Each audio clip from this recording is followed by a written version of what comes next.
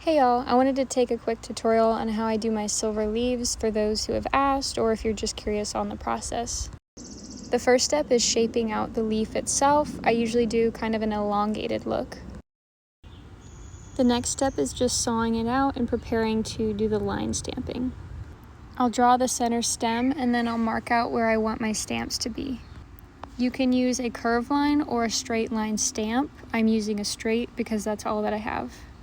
For forming the center vine, I recommend using nylon pliers, that way they don't mark up and mar your metal. You can also see here that I'm not just clamping in a semicircle shape, I'm actually pulling the metal through, that way it keeps a smooth, even surface. Now I'm just sanding down the back side, that way I can prepare it for soldering. You'll want to use hard solder for this because it's likely going to be the highest solder joint on your design, so it'll be taking a lot of heat. After removing the excess from the stem, I'm going to soften down the edges with my Dremel.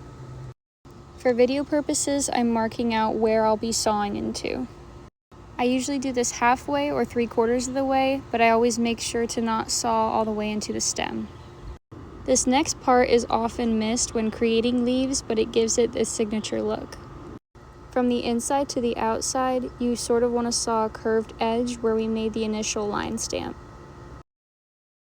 It does not need to be perfect now because we will be taking a sanding disc to it.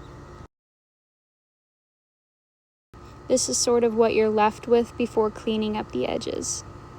I think these are from the brand Dremel. If you're using a double-sided sanding disc, just be mindful that it will be removing on the back side as well. Midas Black Max has been my favorite oxidizer that I've been using for 5 years. You want to make sure that your metal is cleaned properly, otherwise it's not going to take to that dark black look. The mandrel that I'm using here is made for hoops, but you can use any cylindrical shape to get the rounded look. With the nylon pliers, I'll bring both ends inward and I'll try to flare out the edges, that way it creates sort of like a mountain shape. Lastly, you just want to sand down as much as you can, that way there is more connection points when you solder. And there you have it.